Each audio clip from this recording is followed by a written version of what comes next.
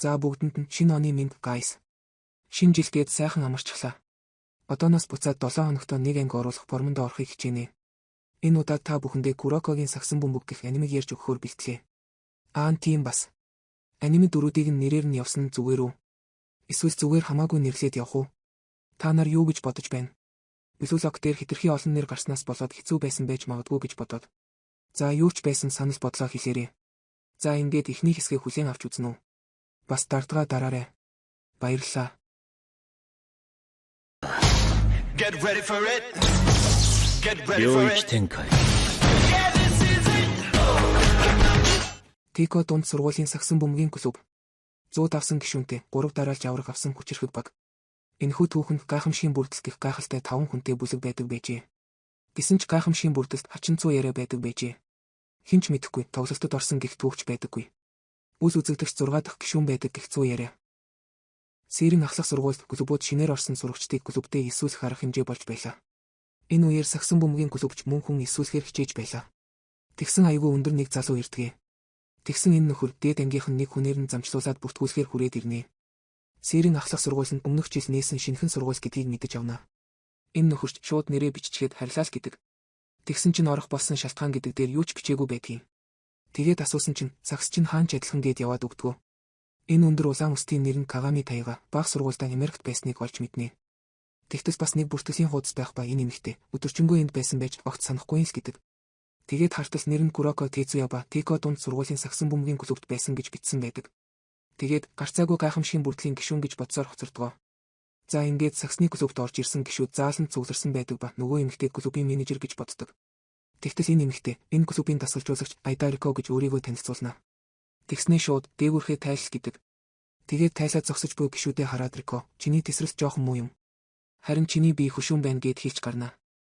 Нөгөө хідэн ч би хараад л мэдээд байгаа юм уу гэтэл энэ нүдний шилтэй нөхөр аав нь спортын сурвалж багш байсан юм л гэдэг. Тэгээд багасаа л аавынхаа ажил дээр байсаар байгаад ийм чадвартай болсон л гэдэг. Биеийг нь харах төдийд л бие хүчний чадварууд нь тоогоор харагддаг л гин. Тэгээд Рико нь Кагамиг хараад шоконд орчихно. Рико дотроо бүх тоонууд хязгаараас давж байна. Ахлах сургуулийн сурагчийн бие огт биш байна. Төрөлхийн авьяастай л гэж боддог. Тэгээд Куроко байна уу гэж асуугаад хэн ч хариулахгүй болохоор өнөөдөр амарч байгаа бололтой. Бэлтгэлээ их эсгэе гэтэл энэ цэнхэр өстэй нөхөр би Куроко байна гэж хэлдэг. Тэгсэн бүгд л гайхдаг. Хизэнээс хойш байсан юм гэтэл анхнаасаа л байсан гэж хариулдаг. Рикоч бүр гайхаад нүдний минь өмнө байхад би анзаарсангүй юу л гэж боддог. Энэ хоёрч шууд нөгөө гайхамшигын бүрдлийн үйл гэж асуудаг. Кагами болохоор гайхамшигын бүрдэл гэж юу болохыг ч мэдэхгүй байлаа. Рикоч шууд Куроког дээгүүрхээ тайлгээд Куроко дээгүүрхээ тайлтал гайхаж орхидгоо. Үзэгдэж сэлгэж Рико автобусанд явж байгаагаар гарах ба Курокогийн биеийн дунджаас ч доогуур байгааг мэднэ. Оройч Кагами шийдэн дээр тоглож байхад Куроко ирсэн байж идэг. Тэгээд Кагами би дунд сургууль хүртлээр Америкт байсан. Тэгээд буцаж ирээд эндхийн төвшин хэтэрхий муу байгаад урам хугарчийн. Би хөгжилтхийн тулд сакс тоглодоггүй. Чамайг тэр хүчирхэг гайхамшигын бүрдэлт байсан гэж сонссон. Гайхамшигын бүрдэл хэр сайныг надад харуулаач л гэдэг. Курокоч бас нэгийн эсрэг нэгээр тоглохыг хүсэж байлаа гэд тоглохоор болно. Тэгээд тоглолтод Куроко бүр мангар суух. Хуурах гээд булаалгуулчихна. Шидэх гээд даруулчихна. Кагамич бүр уурлаад өдөөд байна уу? Ийм байж намайг ялна гэж бодоо юу гэтэл. Куроко угаасаа чи надаас хүчтэй юм чинь. Анхнаасаа мэдэж байсан л гэдэг. Кагамич уурлаад Куроког заандаад янз үзээд байна уу? Яах гээд байгаа л гин. Хариуд нь Куроко чамайг хэр хүчтэйг л харах гэсэн л гэдэг. Кагамич сэтгэлээр унсан уу яасан тоглохоо болоод явах гэдэг. Тэгээд явхаасаа өмнө сакс тоглохоо байсан чинь дээр. Чамд авьяас алгал гэдэг. Тэгсэн Куроко үгүй би саксанд дуртай. Чамаас ялгаатай нь би бол сүүдрэл гэдгийг. За маргааш нь 1-р ангийнх нь 2-р ангийнхантайгаа тоглохоор болдгоо. Тэгээд эхлүү үгүй юу Кагами чинь гараа өргөж бөмбөгөө авчхаад шууд л тохоод эхэлж байгаа юм да. Тэгээд араас нь тохож оруулсаар 11-8 болдгоо. Тэгтэл Куроко чинь бөмбөгөө булаалгуулад явж өгнө. Кагамич амнаас цаашгүй юм шүү гэж бодонгоо болоо хийдгээ. Тэгсэн дагаагаас нь Кагами дээр гурвуулаа очиж авдیں۔ Бөмбөггүй үед нь ч хоёулаа ирж авч байлаа. Тэгээд Кагамид бөмбөг очихгүй байх үеэр нь 2-р ангийнх нь ч оруулсаар 15:31 болоодохно. 1-р ангийнх нь ч ялан гэж байхгүй юм байна гэхэд Кагами уурлан юу яриад байгаа гэд заантахад Куроко тайвшир гэд өгдүүлдэг. Тэгсэн бүгд л Куроког байсан үгийг мартчихсан байлаа. Дараа нь Куроко над руу дамжуулж болох уу л гэдэг. Багийнхан хүн нь авч яах гээд байгаа юм бол ядаж л битгий алдаарэ гэд дамжуулдаг тэгсэн чинь.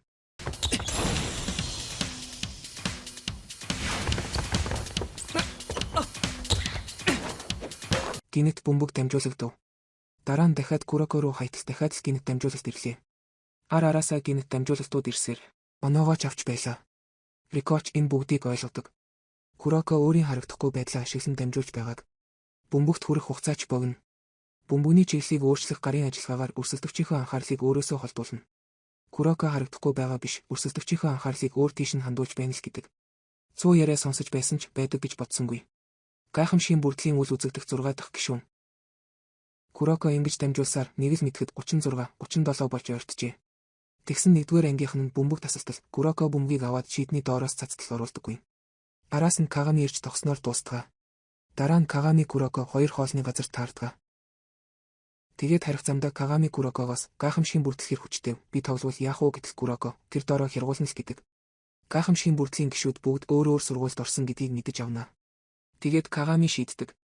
Тэднийг ялж Японы шилдэг болно гэж. Курокоч бас шийддэг. Би бол сүүдэр. Гэхдээ гэрэл хурц байх тусам сүүдэр илүү их тусаж гэрлийг илүү тодруулдаг. Чиний гэрлийн сүүдэр болж чамайг дэлхийн шилдэг болгоно л гэж шийддэг. Дараа өдөр нь Кагами тэмцээнд орохыг тесэн ядан хүлээдэгч орох боломжгүй гэж ахлагчаасаа сонсдог. Яагаад гэтэл албан ёсны клубын гишүүн болоогүй болохоор л гэдэг. Тэгээд Кагами шууд Рико дээр очин албан ёсны гишүүн болох маягтыг бөглөе л гэдэг. Рико, чи бас уу гэж асуудаг. Тэгсэн Куроко бас дөрөв ирээд маягтыг наваад явсан байлаа. Рикоч маягтыг өгөөд сэлгэнд бол орж болох байх л гэдэг. Тэгснээ нэг дэх өдрийн 8:40-д дээвэр дээр маягтыг хүлээж авна л гэдэг. Кагамич буцах замдаа хан дээр дээд ангийнх нь тэмцээнд орж байсныг хараад яалчгүй хүчтэй юм аа гэтэл хажууд нь Куроко ирчихсэн. Тийм шүү гэхэн тэр. Кагамич шууд чи муу өдөөд байна уу зүгээр гарч ирээч л гэдэг. Тэгээд Кагами гинэт бусад гишүүд нь бүгд л хүчтэй сургуульд орж байхад Куроког яагаад ороогүй юм бол гэд бодоод асуух гэж байтал алга болчихно. За тэгээд нэг дэх өдрийн 8 цаг 40 минутанд дээвэр дээр шинхэн гишүүд суулжчихсан байлаа. Тэгсэн чинь нэг дэх өдөр болгон сэрэн ах сургуулийн өглөөний цугларалт болдог байжээ. Тэгээд Рико өнгөрсөн жил дасгалжуулагч болохтой амлаж байсан юм. Улсын авраг болохыг зорж хамгийн сайнаараа хичээнэ гэж. Та нарыг ч бас тийж зорихыг мэдэж байна. Гэхдээ түүнээс илүүтэй тодорхой зорилго, тэр зорилгодоо хүрэх амбиц хүсэж байна. Тэгээд одоо энд анги нэрээ хэлээд энэ жилийн зорилгоо бусдад зарлал гэдэг. Дээд ангийнх нь ч бас өмнө жил зарласан гэдэг. Кагамич шууд нэгийн би Кагами таяга гайхамшигын бүрдлийг ялж Японы шилдэг болно гэж зарлалтгаа. Араас нь нэгийн ай Кавахара Кочи гээд амьдралаа нэгэнгүй яриад ундын. Рико шууд л өшөөсөж унгаадаг. Дараа нь нэгийн ди Фукута Хироши бусдад туслах дуртай болохоор туслахаар шийдсэн л гин. Араас нь нэгийн ди Фурихата Коки сайн охин минь надад маш сайн нэг зүйл чаддаг бол гэсэн болохоор цагсаар сайн болно гэж шийдсэн л гинэ. За сүүлийнх нь Куроко чанга дуугарч чадахгүй болохоор чанга хэрэгчээр зарлыг дээд зарлах гэтэл багш нь орж ирж боловлтгаа. Оройн Кагами дахиад л нөгөө зоогийн газартаа Курокотой таардаг. Тэгээд Кагами яагаад бусад шигээ сайн сургуульд ороогүй юм гэж асуудаг. Тэгсэн Куроко тэр үеийн сагсан бөмбөгийн багт нэг л зарчим байдаг байсан. Тэр нь ялах нь л чухал гэсэн зарчим. Тэгээд багийн ажиллагаа гэхээс илүүтэй хувийн чадвараараа ялах байсан. Тэгээд бид дийлдэшгүй байсан ч бид баг байгаагүй. Нөгөө тав зөвшөөрсөн ч би зөвшөөрч чадаагүй л гэдэг. Тэгсэн Кагами өөрийнхөө аргаар гайхамшигын бүрдлийг ялах гээ юу гэж асуухад Куроко тэгж бодож байсан. Одоо бол чи болон энэ багтайгаа Японы шилдэг болмоор байна л гэдэг. Тэгтэл Кагами болмоор байна биш, болно л гэж хариулдаг. Маргааш нь Кагами хичээлдээ эртэл гадаа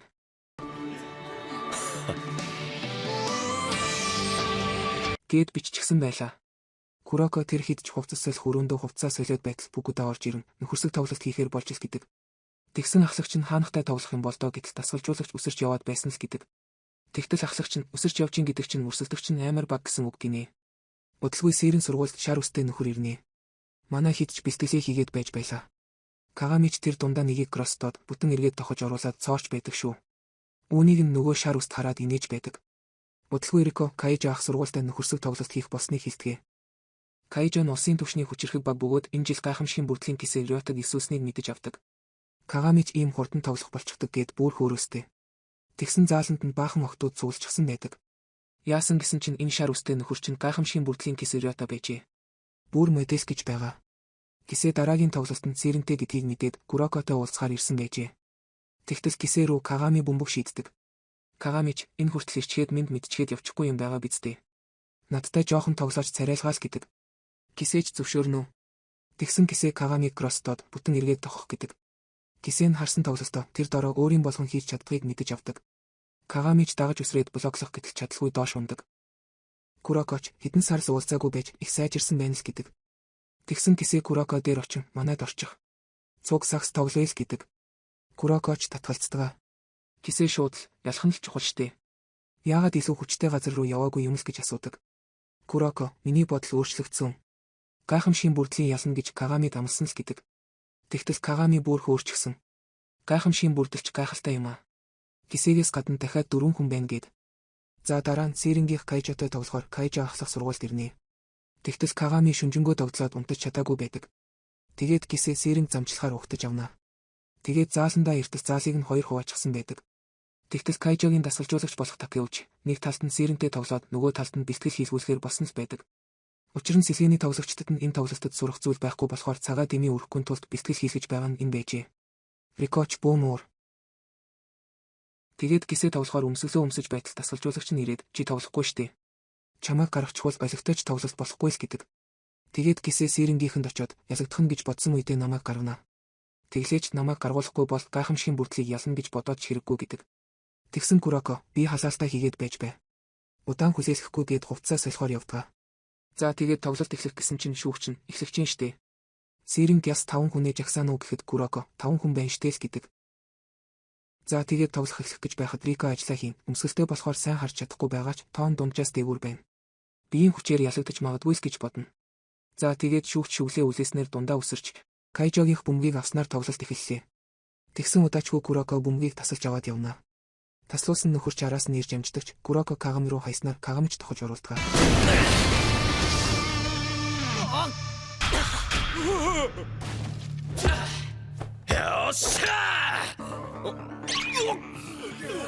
Бүр шийдтийн цуг.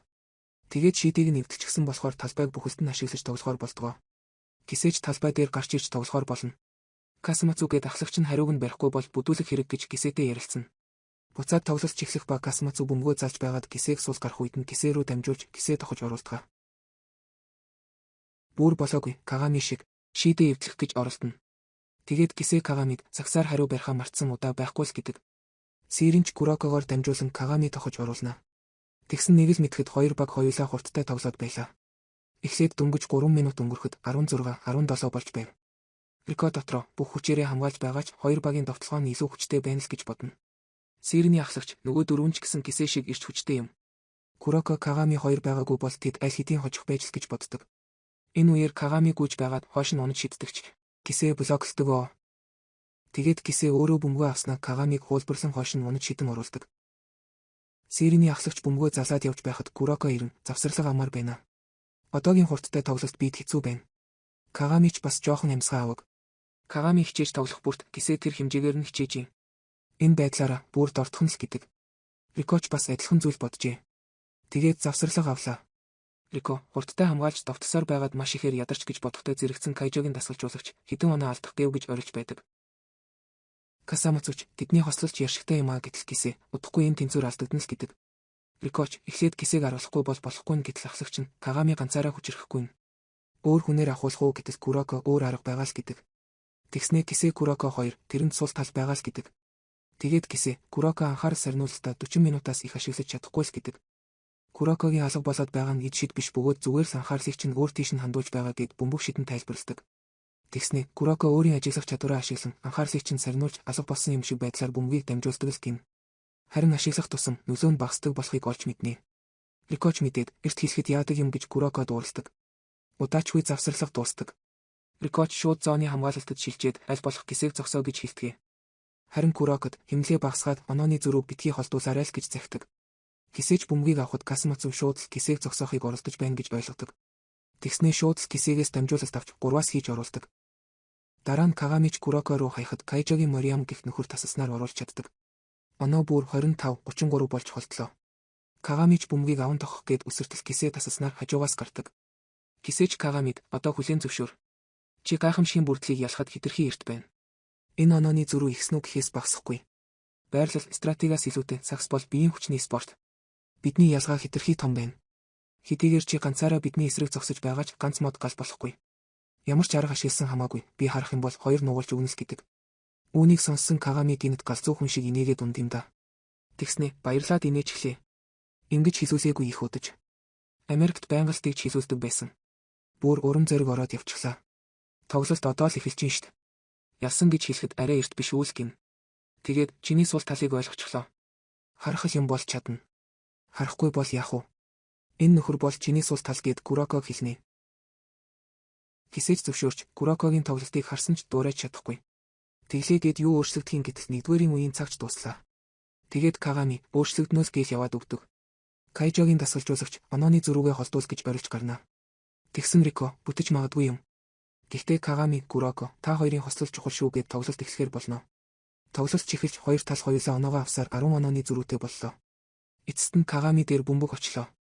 Кагами ч бөмбөгөө залж байгаад хойш нь хайтал Куроко урагшин дамжуулж Кагами оноо авдаг. Дараа нь Кагами дахиад Куроко руу хайтал гисэж дахиад бүтэхгүй шүү гэтэл Куроко ахлагч руугаа хаяж ахлагч нь 3-аас шидэн оруулснаар 5 онооны зөрүүтэй болдог.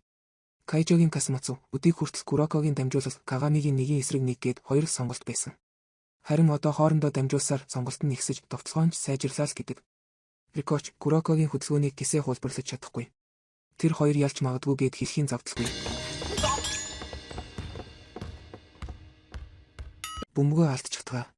Курокоч гисэд хандан ганцаараа бол чамайг ялж чадахгүй. Гэхдээ хоёулаа бол ялж чадна л гэдэг. Гисэж мөчөөгөө өгөлгүй. Тикод ийм сагс байгаагүй ч би ялагдахгүй л гэдгээ. Тэгснэ Куроког хуулбарлаж чадахгүй ч 40 минутаас илүү болбол нөлөө нь багасж эцэстээ ялагдана л гэд бөмбөгөө залаад явах гэтэл Куроко гисэг авна. Гисэж чи намайг зогсоож чадахгүй гэд хажуугаар нь гартал Кагами нөхөд ирнэ. Тэгснэ чамайг зогсоох гээгүй. Булаан л гэд Куроко хойноос нь бөмбөгийг хатгадаг. Хатгсан бөмбөгийг нь цэрэнгийн 5 дугаар авч оруулдаг.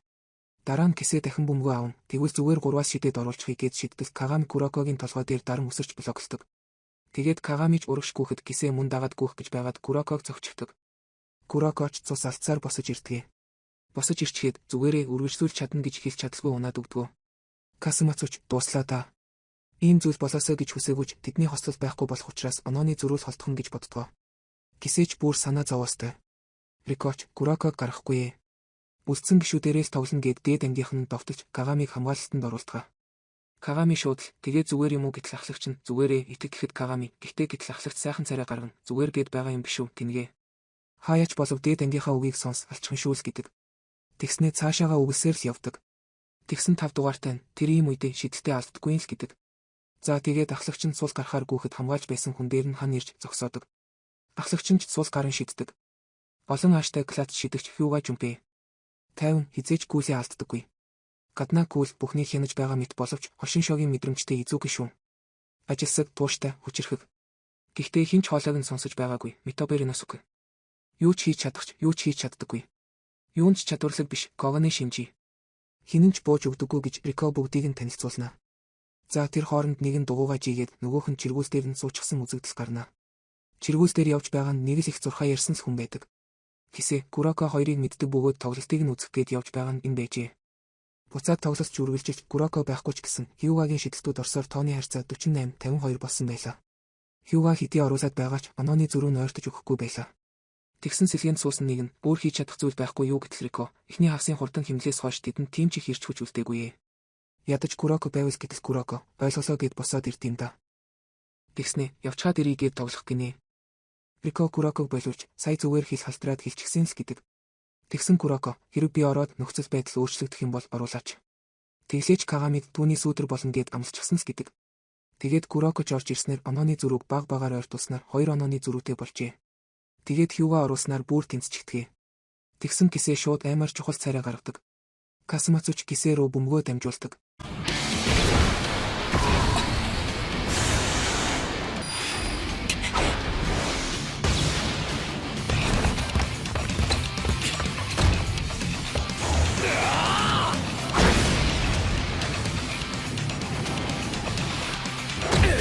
Яа сүртэй. Тэгснэ би хинт ч ялагдахгүй л гэдэг. Үүнийг харсан Хьюга одоо дуустал ихний үе шиг хурдан хэмнэлтэй болно шүү л гэдэг. Рикоч хажуугаас зөвлөгөө өгсөөр сэлгээний хідэн ч дэмжээд. 2 тал араасаа оноо авсаар 2 минут үлдлээ. 1 минут 30 секунд 22 секундэд тэнцлээ. Кайжогийн Касамацуч дуусгыг гэсээр бөмбөгөө гаргадаг. Тэгээд Хьюгач бөмбөг таслахгүй бол дууслаа шүү л гинэ. Тэгээд Кагами гүөх гэсэн Куроко ирээд хэрвээ булаавал гисэгийн хуулбарлаж чадахгүй бас нэг зүйл байгаа. Нэг л удаа бүтнэл гэдэг. Рико нэмэлт цаг сунгуул нэмэлт цаг дээр тоглох ирч хүч байхгүй гэд хамгаалах цаг байхгүй булаал гэж орилдог. Тэгээд Касамацу ирээд довтлоход Хьюга бүр үсэрч чадхааргүй болчихдог. Касамацуч шийтгэхэд Кагами ирэн блоклдог. Хьюгач сүүлийн хүчээ шавхан урагшин Кагами Куроко 2 руу хайдгаа. Тэгээд Кисэж ирж хамгаалахад Кагами Куроко руу дамжуулдаг. Тэгэхэд нь Кисэ Куроко шидэж чадахгүй. Буцаагаад дамжуулахаас өөр арга байхгүй гэтэл. Шүдо. Яни. Нэгээр хайсан байдیں۔ Кисэж Кагамитэй зэрэгцээд зэрэг үсрэхэд Кисэ төрүүлээд унаж байдیں۔ Куроко тэр үед баазар оруулахад болно гэсэн байдаг. Тэгээд